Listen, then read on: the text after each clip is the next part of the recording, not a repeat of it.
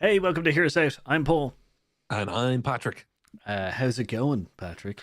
Very good, my friend. It's going great for me because I have not seen Zack Snyder's Rebel Moon Part 2 Scargiver, but you have. I Mm. wasn't able to see this possible masterpiece, possible absolute pile of dung.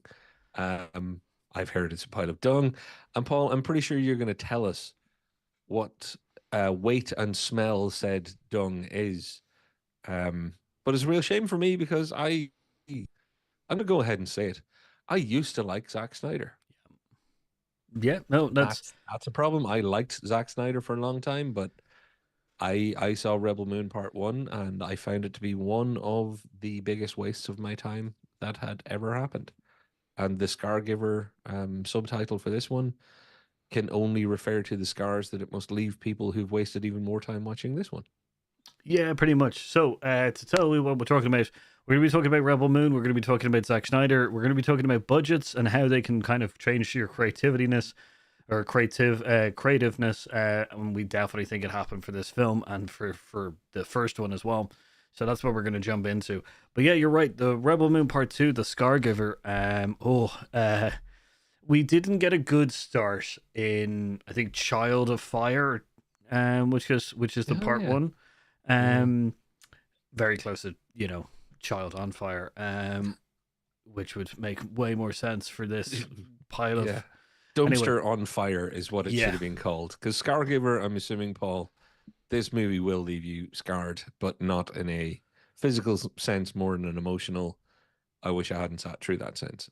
Am I correct in assuming such? pretty much. As we were saying before the call, which was before the show, um, the problem with this movie is that it's very stereotype. It's very stereotypical. A lot of its plots and everything like that. That it's in no way kind of new, and like I'm not in any way kind of saying that you can't reuse a story or reuse an archetype of a story or anything like that, because we do it all the time. Every movie we Oh yeah. watch and stuff like that is always an archetype of some other story. The thing is that we're looking for is something creative, something new to be brought to the overall story and stuff like that. And Moon is so lacking of that kind of like new kind of like, I guess, personal or an individual uniqueness that Zack Snyder does bring to a lot of his other films. It makes it terrible, kind of thing. I, It's so bad. I'm smiling because there's something we used to do in the old days of this channel where we would drop in what would you say in the back of like the DVD or VHS. It's like, 5 stars, blah blah blah. Whereas this one seems like it's 0 stars, spectacularly unoriginal. Yeah, like because I got really excited about hearing about Rebel Moon back before we got the first part, and I was kind of saying, oh, it could be really good. Yeah. It's like Zack Snyder's completely open world to himself kind of thing. It'll be really cool. He's taking inspiration from Warhammer 40k and Star Wars and Star Trek and westerns and everything like that kind of thing. I was really excited for it. But like what we got was like uh just like it's none of it is original. Yeah. Um it's essentially pulling from different story arcs, different lore and everything like that directly in any kind of way.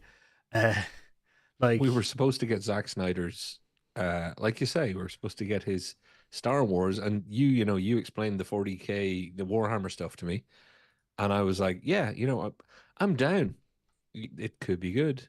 And what we got was derivative drivel that honestly, it's not that it didn't capture my imagination at all. It's that it never even got close to capturing my imagination. In fact, from scene number one, and he's a wonderful visual storyteller, hmm, but the story was so lacking, so unoriginal then, in part one, that I by the end of it, I was already getting mad at the time that I'd spent watching it, and that was before it was even over. Because remember, it came out during the holidays, yeah. and I had other things that I wanted to watch to catch up on because we've always got such a big list of things to see, Yeah. and this thing stole time from my life. Yeah. Like yeah, that's there's still time also for my life. The only thing is that so we're gonna get into the meat of kind of more kind of Rebel Moon's problems and stuff like that a little bit, but not too much. Um, I'll say some positive stuff just to kind of bring it back because we Oh, always good. try to focus on the positive a little bit more in this channel. So there That's is a true. character within it that has a very interesting story, and we now have a name for this character, which is James. He is the robot. Anthony Hopkins. Yeah, Anthony Hopkins' character is called James. We found this out. He is part of like the Adeptus Mechanicus, essentially the like army, um, Okay. which all stopped fighting when the Emperor died and the princess died. You know, kind of thing, which is great. It's a great feature that these machines that were built for war became were like programmed to be really really loyal and everything, made a choice that when that emperor and princess died to become pacifists. That's a Yeah, really interesting subplot. It's the most absolutely. interesting subplot that we get, kind of thing. And then to have this character James essentially, I guess, explore a little bit more of himself and stuff like that, and kind of come out a little bit more, and then take action by his choice is Okay. really really interesting. That Um, that does intrigue me. yeah, it's about, I'll say, 20 minutes of the film altogether. And that disappoints me. Kind of thing. Like it broken entirely up and mostly done by one dialogue moment with the main character. A really kick ass. I have a real favorite thing, which is to take a frame from a movie that I really, really like. This has one. Okay. Which is good in the visual sense. Um but yeah, there's an action scene with him, and there's a dialogue, and then there's essentially just a B-roll of him standing around darkness, like luring over things like he's Batman, elk Batman with his headdress stuff. But he is the most interesting character of them all, kind of thing. So So what you're saying is, and because part one was like this too, Zack Snyder hasn't lost the ability to create a beautiful visual.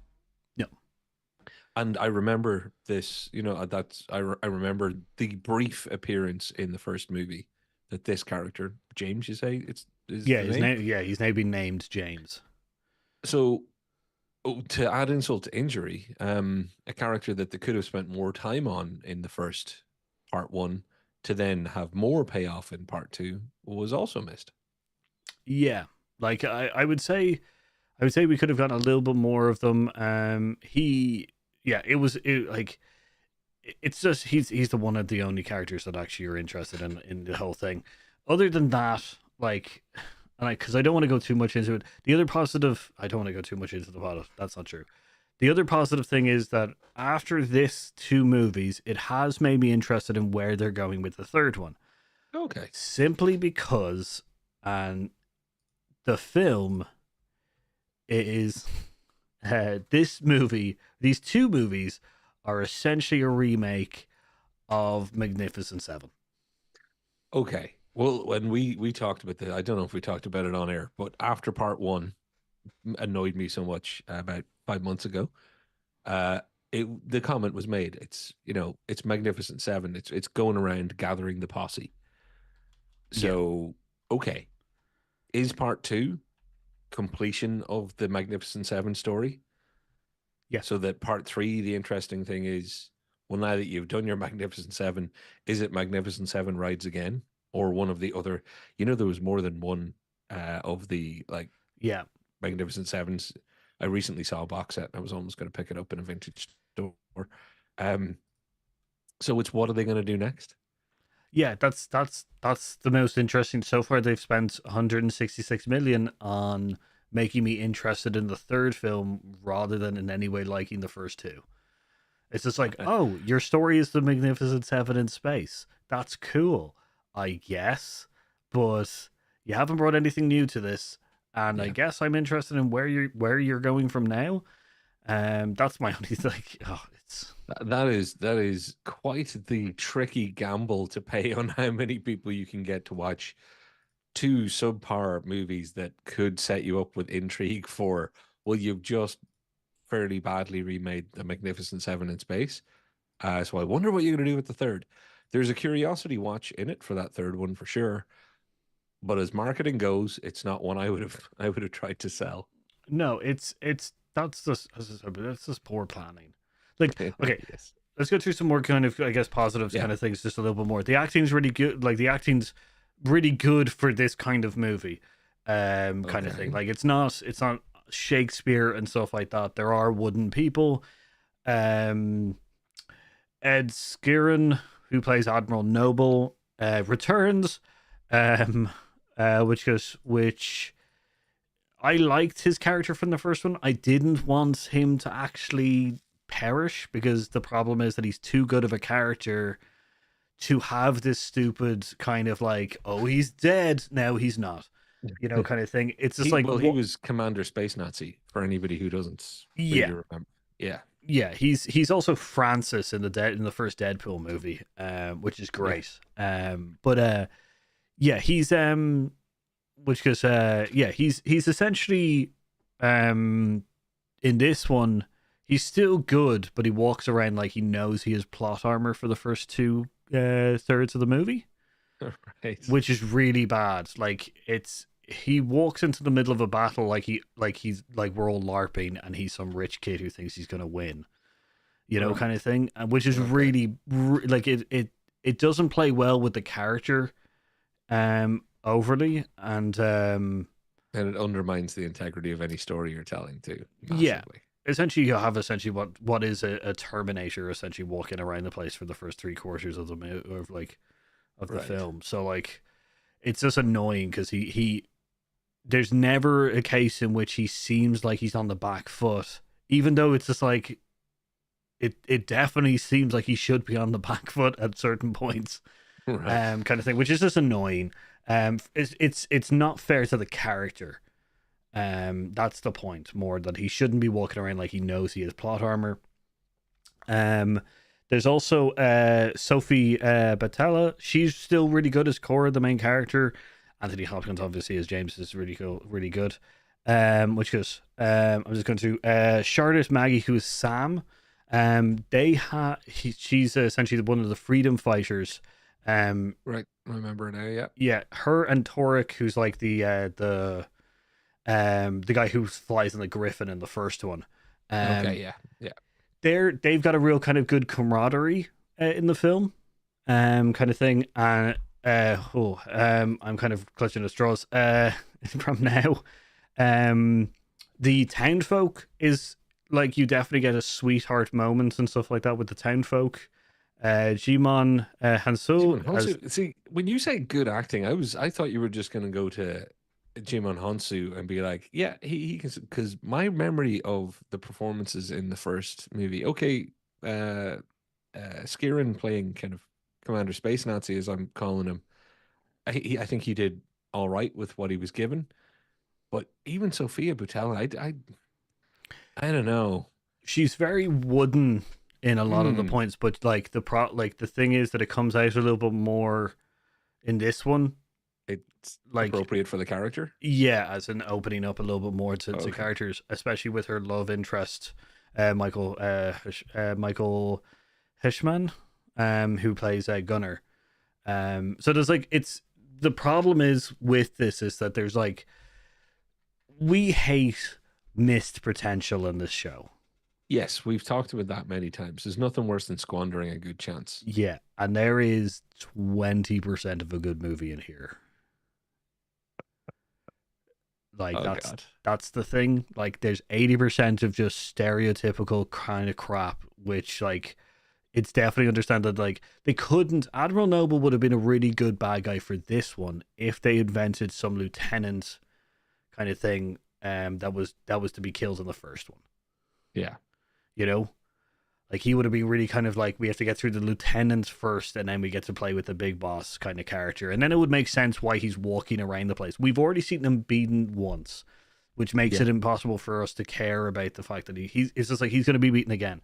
The fact is, we had a lieutenant in the first one, which we beat, and then it's like, move on to Admiral Noble. It would have been a more kind of epic battle. But no, they decided to just, kill him off and bring him back. And I'm not in any way spoiling anything, because the fact is that it's done within the first 5 minutes of the movie. Right. Okay. So So they didn't bury that lead. Okay. no, not at all. which goes the love interest, although it brings like Cora the characters out of her shell, it's incredibly done badly. Like I don't understand why. It's that the speed in which they fall in love Ah, would have been something from like the 18th century, I guess, where it's or before, when people only lived to 21, and they're like, you meet when you're 12, and you better fall in love by the time you're 13, because you're only gonna have another 5 years together. yeah, like it's just it's like it feels like the last people on Earth syndrome, kind But of thing. but there is a massive trend, and I know that's not what this video is about. But sidebar, everyone, sidebar, Paul, you're well ready for this. We do it all the time. I'll try and keep it 60 seconds or less for both of us.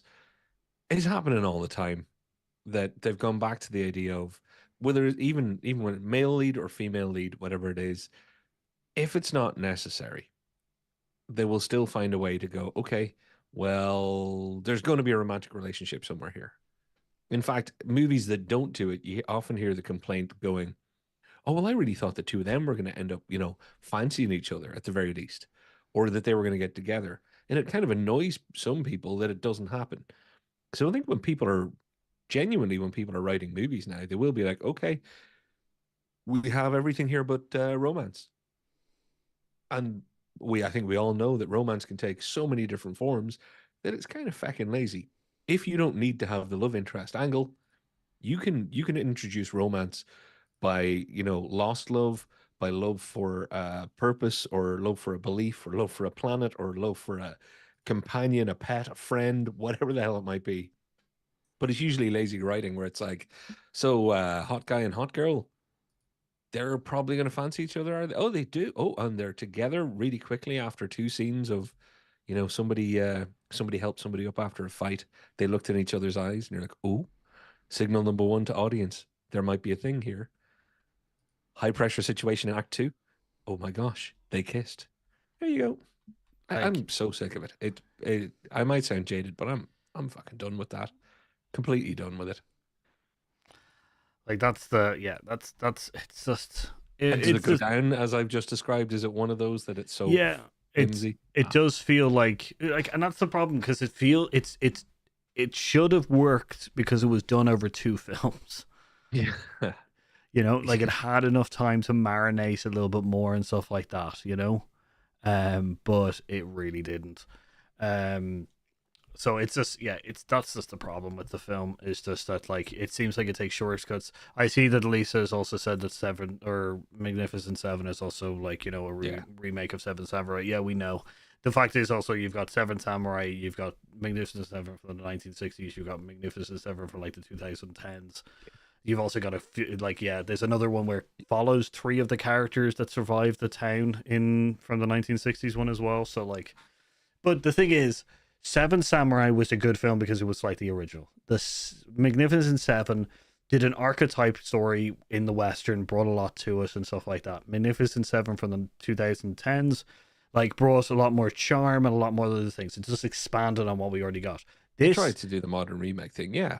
yeah, and the charm and stuff like that of Denzel Washington, Chris Pratt, and Ethan Hawke and a lot of other people is really good. But this is just not. It's just a carbon copy.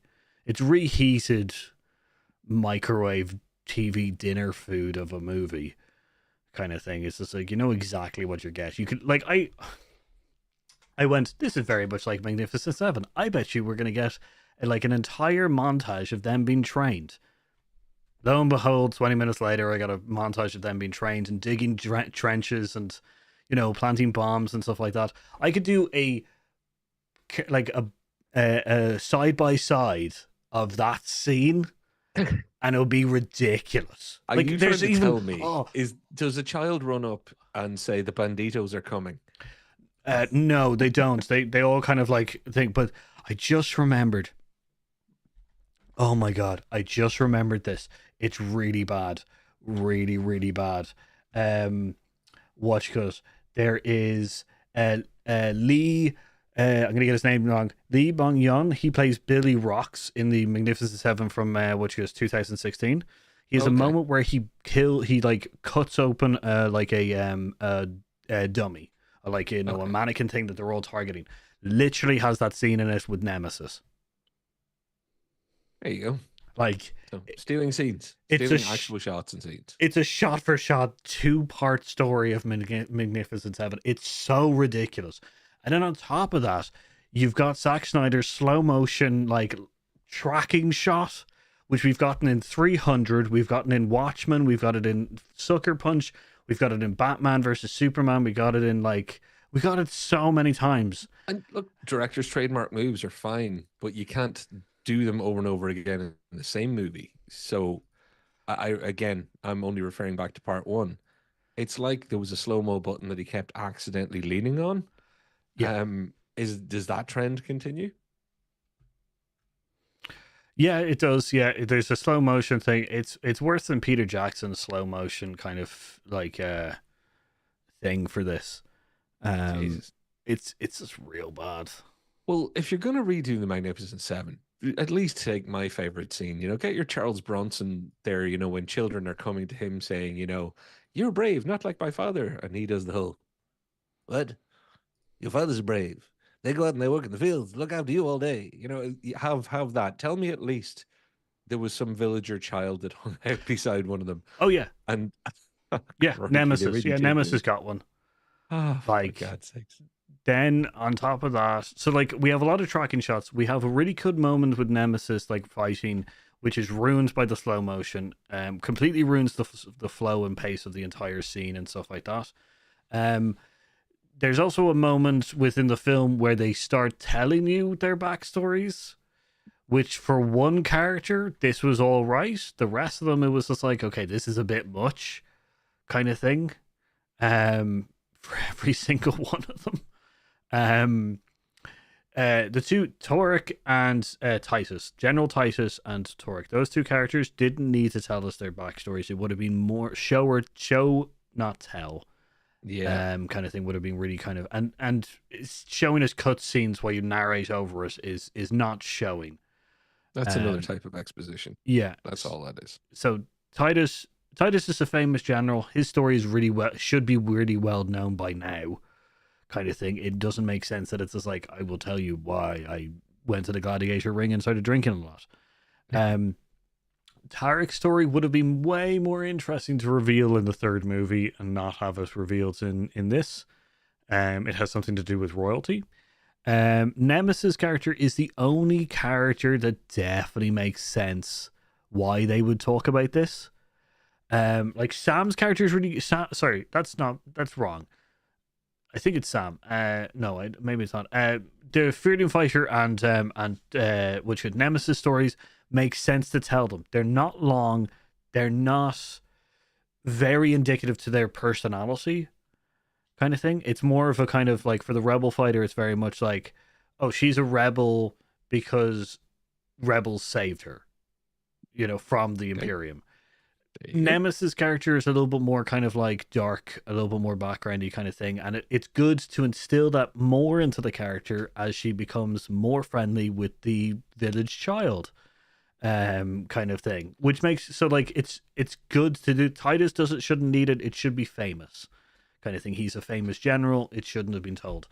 Yeah. So like it's just a terrible moment where you're just like, oh cool, and then just let me tell you.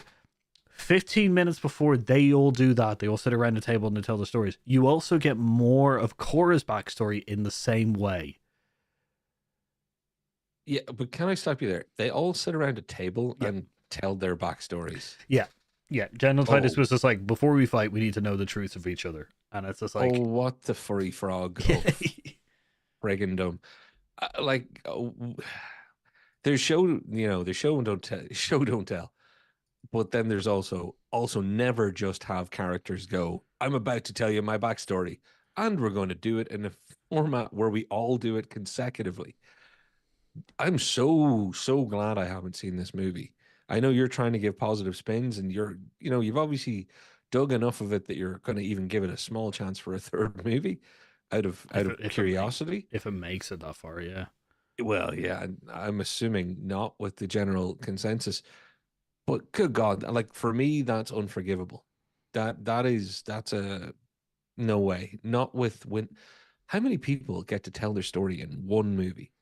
And Uh, this is two planned movies and a third on the way, and you're not telling anything more epic than a redo of the Magnificent Seven.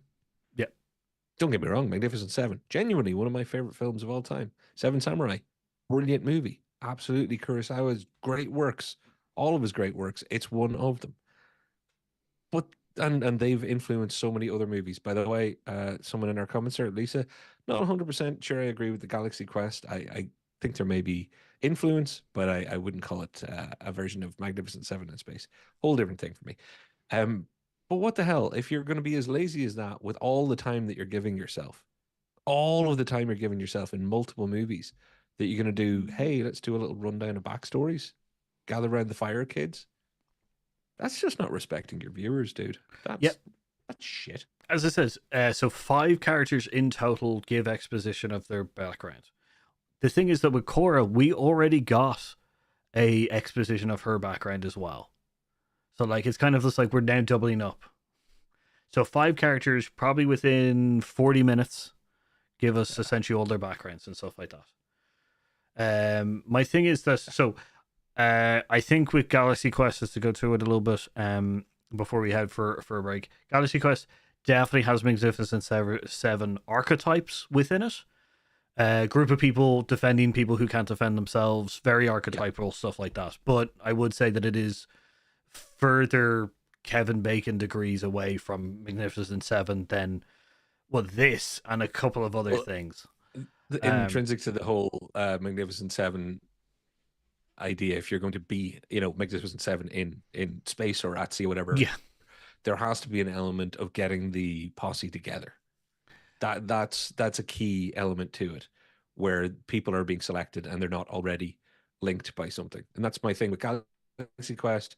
It's very much I understand the going off somewhere else, but I think it deserves a little more credit than being a version of something else, because I think it's truly awesome. yeah, But again, no arguments here. We all love the movie, so respect. indeed. So we're gonna jump to to an ad break right now, and we should come back when we can talk about grain, more grain, harvesting grain. Did we tell you about the grain harvesting needs to be done in a very short time? But we'll do slow motion of it. Grain. It's so annoying. Welcome to the farmer's version of Heroes Out. Yeah. So see you in a couple of minutes. A couple of seconds. Bye bye. You obviously like 2 people talking about movies, or you wouldn't even be seeing this ad. Well, don't tell anyone. But Hear Us Out isn't the only choice. You should check out our friends over at It Takes Two podcast. It's a podcast where 2 people take 2 films with the same plot or premise, watch and discuss them. Films like Gremlins and Critters, or The Truman Show on EdTV. Lisa and Nick don't stop there though. They get creative and compare some unexpected movies. Some that you don't see the connection until you realise that they can be described in the same way. They launch new episodes every second Tuesday, or Monday if you're in New Zealand. Find them on your favourite podcast service, or check the link in our description down below. That's It Takes Two podcast. Tell them Hear Us Out sent you. Hey, welcome back from the ad break. That was It Takes Two, friends of the show, which is obviously one of them. Lisa is in the chat with us right now, which is thank you very much. First of all, I want to give Lisa some credit because I think she chose the perfect word. Everyone just sitting around listing off their backstory is weird. That's a brilliant way of putting it. It is weird. That's it's cheap. It doesn't respect any of the viewers, but it is just also weird. At some point in the writing process, it must have felt weird. At some point in the shooting and scheduling of scenes process, it must have felt weird. But in the edit, did no one kind of go, is this not a bit weird? Like that's the thing. Like it is a bit weird in the whole thing of like, there's times when it can play off. It can play off really, really well, but like it's such an out of joint scene. Like it's kind of like putting this kind of, I guess, mysterious. It's trying to put a mystique in kind of like brotherhood of arms, kind of thing. Titus's character kind of brings a little bit of that, of kind of like he sings a song in the longhouse when they're all kind of like celebrating something. Oh yeah, celebrating the harvesting of the grain. Sorry. But Titus brings I'm looking in forward to the grain. Oh, there's so much of it. I now know how grain in the olden days was how it was all done. Thanks to these scenes. Yeah, so General Titus kind of brings in this a kind of mystique to brothership of arms and stuff like that, which is nice to show as a kind of leadership kind of thing. It is a good character trait. It's just done weirdly, in the sense of like at one point we get this scene where they're all sitting around and he's just like, we need to tell the truth of each other kind of thing, and it's just like, no, we don't need to know. Like, you could have done this like Magnificent Seven did, which is when you're collecting everybody, you get a little bit of more of the background of them. Don't just have them all sit around like, oh, that's what it is. Oh my god, literally realizing what it is. So in Magnificent Seven, there's a scene where they're all sitting around a table and they're all like having fun and getting to know each other and kind of like getting a little bit more of camaraderie, which feels natural for them because they're all being fed by the group and stuff. Yep. That's what they were trying to do. Didn't think about it until now. They were trying to show them just getting camaraderie and being chill and stuff, which did not come true. So what you're telling me, Paul, is you're about to save my chances of ever watching this pile of stuff. Purely, you're going to turn me around based on my unbelievable interest in the basics of farming and collection of wheat and grains. Yeah, so on the grain sides, there's like a 20 minutes. I would say that's probably overdoing it, an exaggeration. Probably about 15. Probably about a 15 minutes like thing of a scene of harvesting grain, of farming.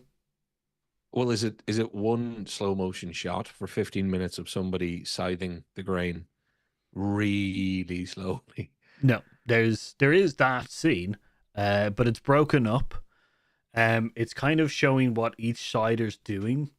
So they go out to harvest the grain, and then it shows a little bit of scenes of that. Then it goes to the King's Gaze, which is the dreadnought ship that Admiral Noble commands, and it shows a little bit of what they're planning, kind of thing. Okay. Then it goes back to farming, and shows farming, and then it goes back to the dreadnought, and it shows how they've progressed, kind of thing of their plan and what they're planning to do and why they're planning to do it.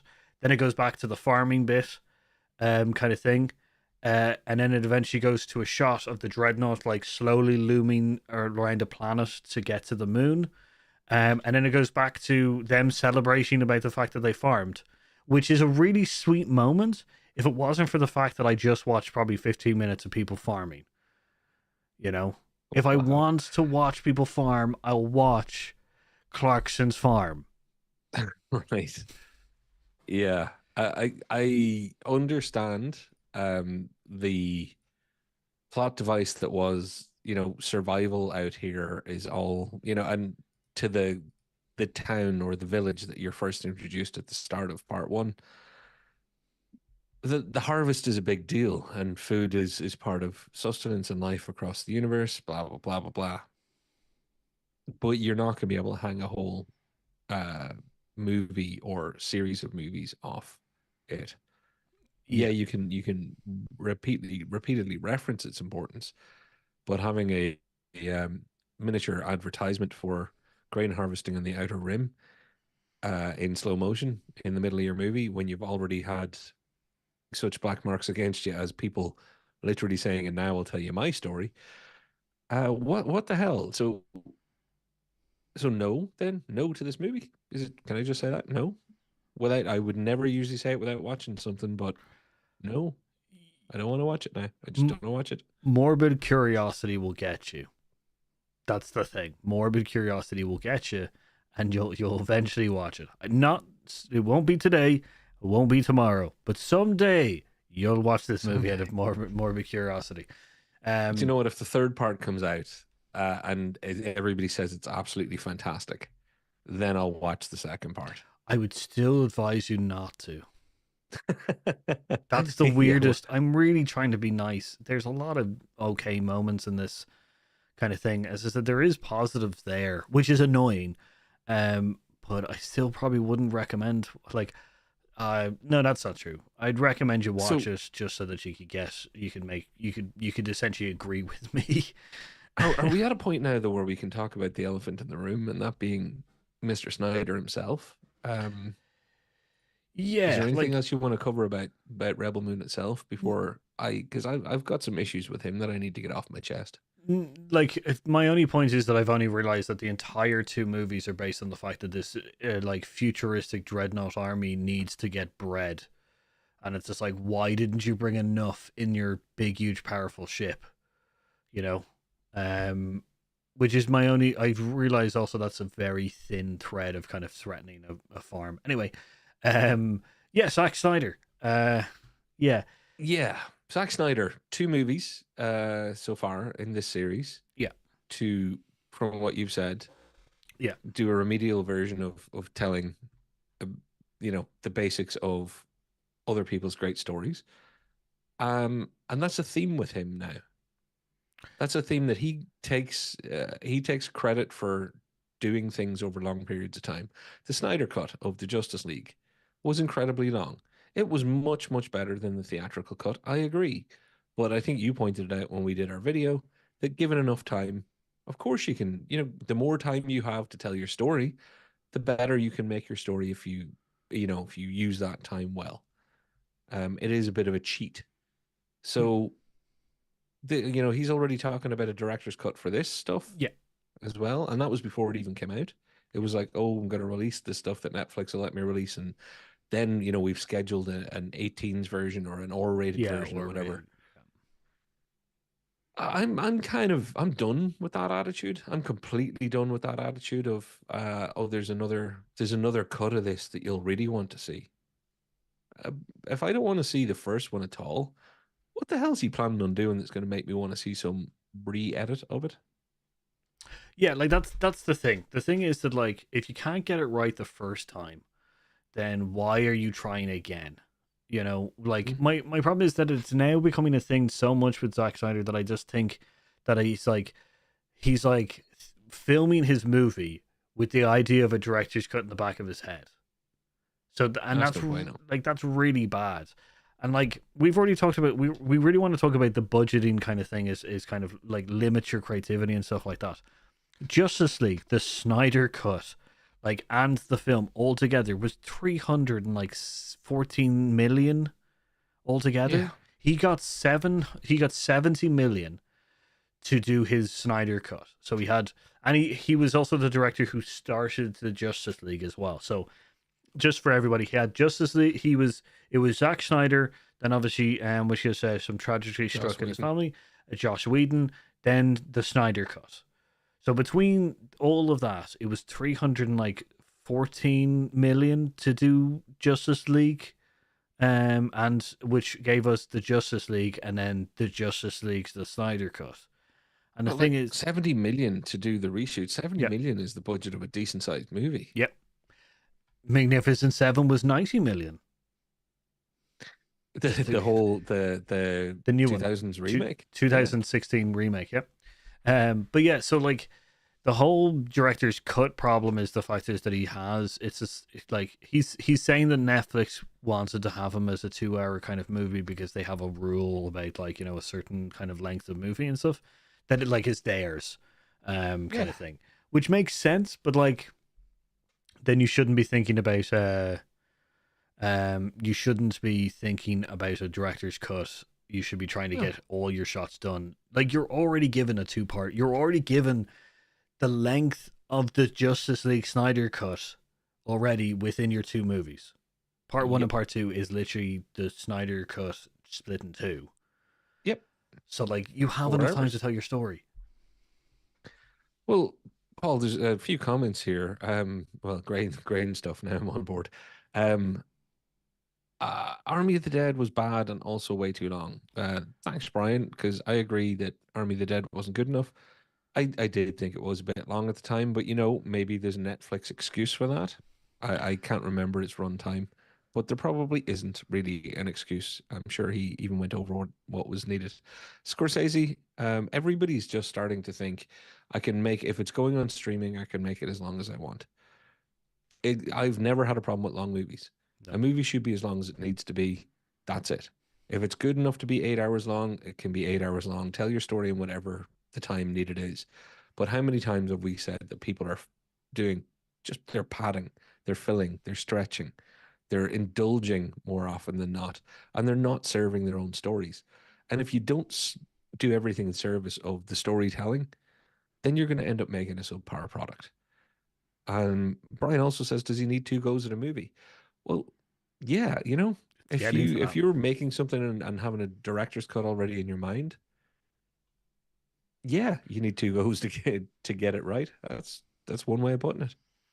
Yeah, it is feeling a little bit like that. Originally, like director's cuts were meant to be something that we were given as a kind of like as a gift for some Yeah. world or universe or movie that we really loved. The director's cut was just like, here's more of stuff that I wanted it to be in, but we couldn't because we had to cut it for time, or we had to cut it for anything, for any reason. And you're just like, this is a present to the audience to give us more of what we already love.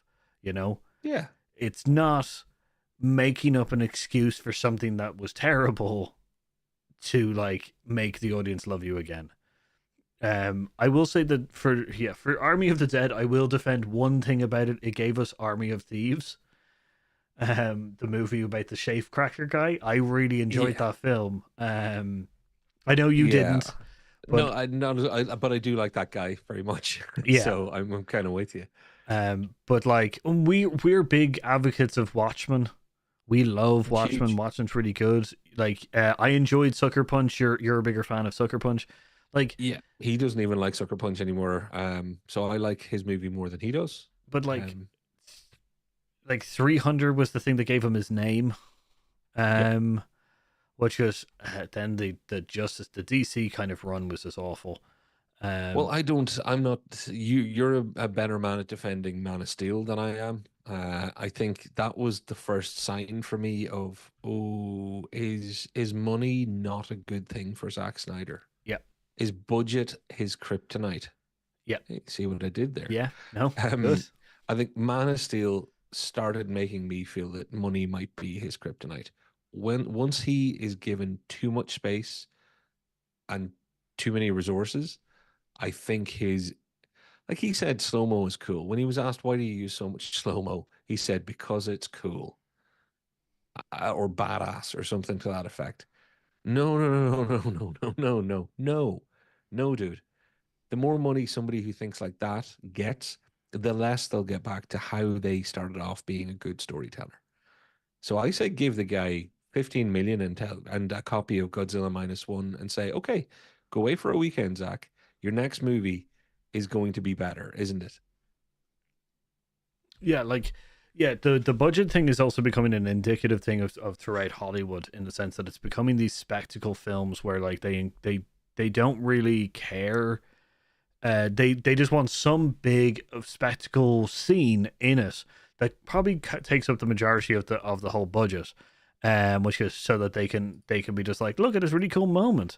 And one of the films that we have a big problem with, in together, is that everybody loved Mad Max, the Fury Road one. Everybody Yes, loved it. Everybody lost their mind for Yeah, that, and and we did not. no. Weirdly, And the thing is that it was just like, this is the biggest movie to show us how bad a U-turn is. U-turn can go within a car. You know? That's the yeah, thing. it's pretty much, yeah. Have you seen what happens when you do U-turns, people? You get a good guy on a flaming guitar trying to kill you. So don't do U-turns. Yes, You know? you're doofwaffer or whatever the hell it's called, Yeah. doof herder. But like Mad Max, just before anybody comes at us, we've talked about this multiple times, Paul, so I'm not going to give our defense. But in short, Mad Max may be brilliant when it comes to actual using practicals. You Yeah. know, the cars exist. It is, no doubt. The production team, I'd take my hats off every time I think of that movie. But from an actual storytelling point of view, and from a genuine, just as an entire movie, as you would usually measure anything, it's nowhere near as good as the hype it gets. It was voted like movie of the bloody century at one point. Yeah. And that's just pathetically stupid. Because I love all the things that people give as reasons why, but then I kind of go, but really, is that all? Was the story there? Were the performances really there? There were some brilliant performances, but across the board, was it that good? No, it wasn't. Don't get me wrong. The leads did a great job. And yes, everything looked cool as all hell. But you can say that about a bunch of really bad movies, genuinely bad movies too. Yeah. Like it's it got like 185 million, which is around its budget. It really feels like it was just for that set piece, that massive big set piece kind of thing. And it's just like, why don't you have in your head that you only actually have, as you say, like 10 million? Like you have 185, but write it like you have 10 and do it like you have 10, kind of thing. Like that story could have been way stronger, way better, like done. And then you could have had your really cool set piece and give us a reason for the set piece, even more than just, we need to go back, like do a U-turn kind of thing. Like you could have done a lot more story, a lot more, like, we've had moments within the Mad Max thing where they go to like, some place and they realize it's destroyed and then have to come back. It's all the same thing, but you can do it better. You can do it better. Like other movies that have this whole problem, like the Solo movie, another like over 100 million movie. That's a Star Wars film that we could have had in another part of the universe with other characters and stuff. It could have been way better, but we had like, I'm saying that the budget kind of kicked it off in a weird way. But like, we've gotten more interest in low level, like, or medium level budget films because they have to try harder. They have to do things, and like, and don't get us wrong, there's plenty of over 100 million budget films that we enjoy, and that's the thing. They're entertaining. Yeah, they're entertaining. They're lovely. They've got great actors. They've got great acting. They've got great storytelling. The fact is that the hit ratio of a film that goes over 100 million is way worse than movies under it. And I have the Oscars back me up. The Oscar winners, and I know that the Oscars isn't a great thing, but Oscar winners, if you adjust for inflation, most Oscar winners are under 50 million. The like largest, it's a massive percentage of mid-level movies that go under 50 million, even adjusting with inflation, kind of thing, are the winners. And it's just because you have to tell more, you have to show more. The story needs to be better. You can have your set pieces, but you need to do more. You have to develop your characters. You have to do all of the basic things of beautiful storytelling, particularly in the cinematic art. I do think that happens often in massive budget movies too.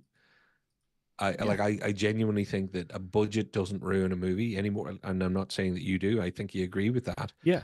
The problem is, I think with big budgets sometimes comes either for some directors and studios a distraction into the idea that it must be spectacle because of this. And sometimes I think it goes the other way, that the vision gets lost because they're actually unable to control themselves with we can do this, therefore we will. But does it serve your story? There's all the famous stories of how many directors have cut out in the most expensive scene in their entire movie because when they were working with their editor, they realized, no, that was a brilliant idea. We shot it beautifully. It was amazing. But it does not work. It'll either ruin the flow of the movie, it'll hold back some of the development we've done for this character or that character. It does not work. It does not mean that it wasn't worth shooting at the time. It doesn't mean that we wasted that money. It means, you know what? The final product has to be a movie. It's not a collection of scenes. It's not a collection of frames. It's an entire movie. Yeah. It's a story. Yep. Some other ones, Meg and stuff like that. So I won't go into all the movies that we just think with some. Yeah, like Meg was over 150 million. It was it? What? Yeah. It's crazy. Um, but yeah, it's like this is the thing. As we said, the problem with over 100 million, as we said, there's great ones. The Martian, Interstellar, Yep. Gravity. There's tons of really good ones that focus more on the story and have allowed spectacle moments to essentially tell more of the story. They're given good reasons to be there, not just like, hey, we need to have this moment in the story. Like, but we're not entirely sure how. Like so it's like they've written the story around the spectacle moments. Yeah. You know, Inception, the amazing kind of like turning of the rooms and stuff like that, which is a great moment within the film. Like it really feels kind of more adding to the overall dream world than it is of just kind of like, hey, look, we can turn a building and have like, people run around inside it, or turn a room around and have people run around, kind of in it. It's like story should always dictate what we see. And for a lot of these films, and a lot of Zack Snyder's films in recent history have been more in the sense of, I want to have this moment, so I need to build a film around it, I guess. Well, can we take Two Big Sharks for a moment? You get the Meg at a budget that I had no idea you were going to say. It started with a 1. I thought it was going to be. I thought you were going to be like, that cost 80 million. It cost 150. Holy crap! Yeah, And then somewhere another around big famous fish shark movie, Jaws, which had to make do with a fish that wasn't working. So they had their animatronic Jaws not work. Turned out to be a blessing in disguise. And I'm not saying, oh, if you're put under more pressure, you'll make better art. No, it's more a case of everything they did with what they had to service the story. So when it didn't work, it's not like, well, the shark didn't work, therefore Jaws was a great movie. No. When people say stuff like that, what they really mean is the credible creators and the creatives involved took the lemons, squeezed them, made lemonade, but they were making lemonade either way. They were showing care and attention. It was a hurdle that they jumped that turned out they were very good at jumping that hurdle, and it may have stopped them accidentally making a slightly worse movie because they would have shown more shark, and it works better in Jaws not to see the damn thing until the third act that much. The Meg, on the other hand, I understand why you need some money. I think that might be a bit too much, to be fair. Not picking on the Meg for all the Meg fans out there. But when you're making that movie and you have that kind of budget, you're going to include dumb scenes just because you're like, hey, we have the money. Let's have a jet ski, go through one of the gills and out one of the other gills on the side of the massive shark. Whatever bullcrap to come up with. Because there is no, oh, we can't do this. Like, yeah, we can. We got more money. Let's CGI it. We'll make it happen. We've got the cash. We can make anything happen with money. Pretty much. Like, another kind of example of that kind of like overspending and stuff like that. Rebel Moon, like the backgrounds and everything like that. They CGI'd horses at one point, and I was just like, and I don't mean that they CGI because there's horses in it that are obviously have some kind of like they're alien horses, so they've got something. So they CGI'd obviously some masking stuff on them. Makes sense. There's a scene where they're riding up to the village and it's CGI'd. It's like, can you not get the actors to plant themselves on horses and ride up a hill with that kind of money? One, CGI does not age well. Two, like it feels a lot more real when you've got people who are actually in the shot, kind of thing. My problem with CGI is because you can build fantastical worlds, absolutely amazing worlds and stuff like that, but it has some drawbacks. One, it's harder for actors. It does not elevate the actors' performances when they have to like pretend that they're in a mountain range and they're talking to a tennis ball, kind of thing. And then this the whole kind of like choosing one set piece to kind of like move your plot along is just bad. But like this the thing is there's tons of people that are going differently. They're focusing on the story and building spectacles to increase the story and plot and everything like that as we move forward. A24 that we talked about last week in our Civil War movie is definitely doing it. $50 million for Civil War, 50 million plus obviously for the marketing and stuff like that. It has set piece upon set piece, great moments within it, and it tells a really indicative story. We're really looking forward to the Alien Romulus because it seems like it's cutting everything all the way back to the original stuff, bringing out all the practical effects, and just telling a very simple story of scavengers. You know, like when you bring it back to the bare bones and stuff like that, you can do so many really cool moments. But like, Well, my favorite, and what was obviously going to be one of the finales, we weren't going to talk about this and mention budgets without the Godzilla in the room, because Godzilla Minus One, and Brian mentioned it in the comments before we got to talking about it. Godzilla Minus One is the perfect example. It's a perfect example that you don't have to diminish your film if you spend your budget wisely. Now, okay, the guy behind Godzilla Minus One has a lot of experience in visual effects, and particularly CG, so he was able to set up shots knowing how they would work, and that helped stretch a budget and be much more impressive. But what's the first thing people say about Godzilla Minus One?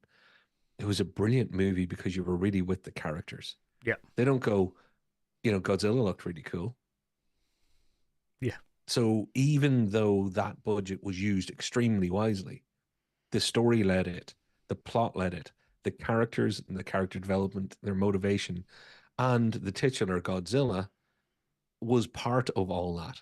Was a metaphor, a spectacle, and a massive lizard, all at once. You don't get filmmaking like that if you say we want to make a Godzilla movie. Here's 200 million quid. Make sure at some point it shoots fire through the Empire State Building, because then everybody, like you say, goes for the spectacle and tries to build their story around it. It's focus on that kind of moment. And we've already talked about how there's huge big moments. There's stories. Lord of the Rings definitely is one of those ones that balance the story everybody loves, and it really has some spectacle moments in it, kind of thing. And it's just because the story dictates those moments. That's the big thing. It's very difficult. Superman versus Batman, Batman versus Superman. That's a spectacle movie. We all knew that the fight was going to happen. So we're all just waiting there. Like, if they just went Batman, and then they had a fight with Superman in the middle of it, but they had a story to lead up to us, like, that would have been better. Yeah. We were all watching that movie going, when are we getting to the fight? Yeah. Just on the part of horses, where the horses CGI to avoid harm, real horses.